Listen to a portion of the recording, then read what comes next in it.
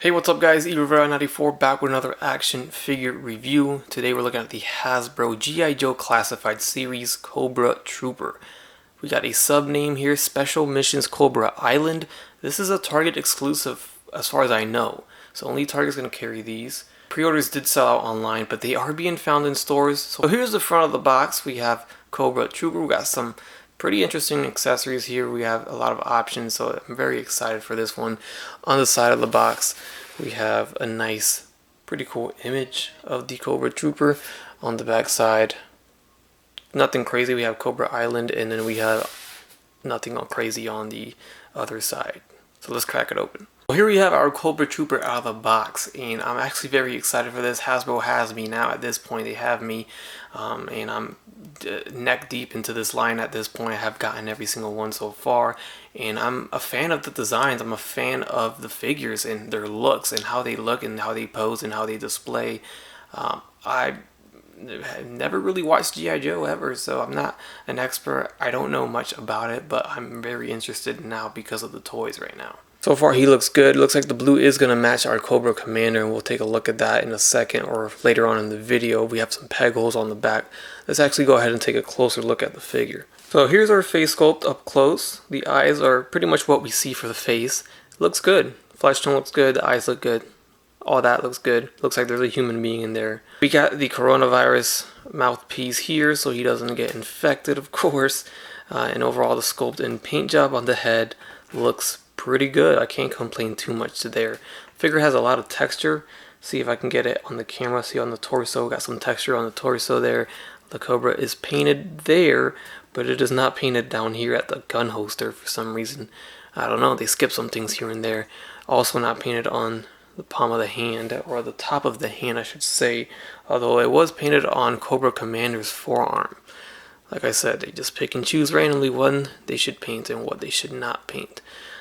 As for his vest, just like Roadblock, just like Beachhead, it does not remove as far as I know unless you rip it off or cut it off. So that seems to be a trend with the G.I. Joes. They don't want to remove the vest at all, but underneath that is the ab crunch and all the articulation that we know. We have some butterfly joints there too. I'm getting ahead of myself here. Let's continue on looking at the figure. The straps are not painted, unfortunately. All this is just black going down to the legs. Got some black shin guards, and the top of the boots have some black guards as well. And there you have it. That is the figure out of the box. Now we get some pretty cool accessories. We have a helmet, and we also have some goggles here, so we can have a different look for the figure. He also comes with this shoulder patch. I believe it's a shoulder patch, correct me if I'm wrong. And then we also do get some weapons. So we get a long rifle right here, which is all black, and honestly at this point it doesn't seem like they're going to paint the guns, but I'll take all black instead of all green like Beachhead's weapons were. But hopefully in the future we can get some painted guns out of the G.I. Joe line. They did it a little bit on Duke, then they kind of stopped. We get a shoulder barreled assault rifle here. The sculpt is nice, looks good overall. We also do get these pegs, as you see. They're kind of annoying though. It gives away the illusion that it's a gun, but that is meant for the peg holes on his back, and that's how you holster the weapon. So you just stick it into the peg hole here, and there you go. If you don't want him carrying the gun, you just holster it on his back like this, which works out, but again, we have giant pegs on the side of the weapons. We get some goggles or some glasses here that goes well with the helmet, and we'll see that in a minute. We get a pair of pistols, which have some nice sculpt again, but it's just all black, no paint. And then we get a knife, combat knife, which is all black as well. And here's a close look at him with the helmet and the glasses on, and it looks fantastic in my opinion. I love the paint, the detail there, and it looks like an entirely different figure. This could have been a head swap, but they gave us the option of removing the helmet, putting the goggles on ourselves, or the glasses. There it is. Once you put the helmet on, it hides pretty much all the flesh, or the skin showing from the face, and it just hides everything. It looks so good in my opinion. We also get the shoulder patch right here. It goes over his bicep more than the shoulder, but it does look good. That's also an option that you can slide in and out. You just remove the hand and it should go in just fine. It's a tight fit too, so it's not going to go anywhere. As you see, it's probably hard to see because they painted everything black, but I got the gun holstered on his stomach holster piece, and then we got the knife up here. On the back side, we have the long rifle and the shorter assault rifle. If we remove this weapon, we can see the other gun holstered in right there. So you can pretty much get him with every accessory piece possible attached to him. We also have a peg hole on the top of his back there. It's not for anything. Maybe they just reused this mold from another figure. But as far as I know, nothing pegs into that for this figure. So I always do like showing the weapons being held by the actual figure. So here is the shorter assault rifle being held here. I try to hide the peg on the inside because it will just stick out like a sore thumb if you hold it the other way around. So I guess that works out, but when you see it from this end, you see that peg right there. But he does hold it just fine, of course, as you see. Here he is with the dual wielding pistols, or just both pistols, held just fine as well by each hand. And here's a look at him with the longer rifle, which he can also hold just fine. The peg is on the inside on this one again, so I can hide that one. That one's hidden a little bit better though, so you don't see that one too badly. I think last that leaves us with the combat knife, which is also held good. So tight fit on everything is always a plus. So let's go ahead and move on to the articulation of the figure. We have the head on a ball jointed hinge. The neck is also a separate piece just like Beachhead, so that moves around, so the head movement is great. You can get him to do all that. Get him to move left, right, up and down, get slight tilts like this. It's not too bad. The arms are gonna go forward all the way up and back down. In and out, we get that butterfly joint system just like Beachhead did.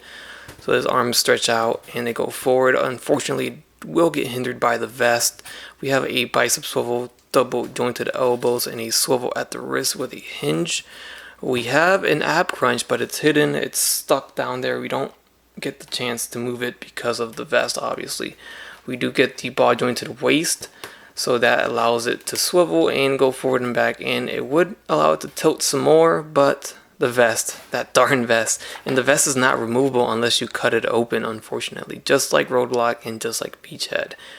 The legs are the drop down legs that we all love, so that drops down, kicks forward pretty high up and back down. We got in and out, almost a split. We get thigh swivels, double jointed knees. We get a boot cut shin swivel, a ankle hinge, and a rocker at that ankle. So what better way to start off the comparisons than with Cobra Commander and with an army of Cobra Troopers. Obviously this is a army builder.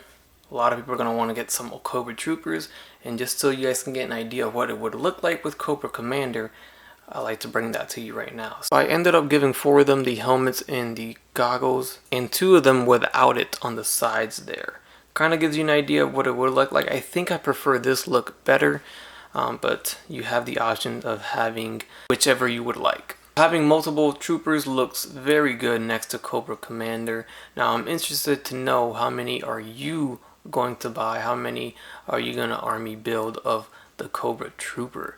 What's your goal? And this is just for a direct side by side, just to take a look at the height there. It looks like Cobra Commander does stand a slightly taller than the Trooper. And here is Beachhead next to a couple of Cobra Troopers.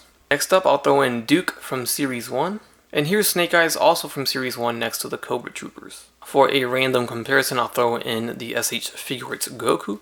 And here we have the Marvel Legends Black Widow. Lastly, I'll throw in a Star Wars The Black Series Captain Rex. So just wanted to show some of the multiple looks that you can get with this Cobra Trooper. So you can just do the helmet with no goggles, like this, which looks kind of classic.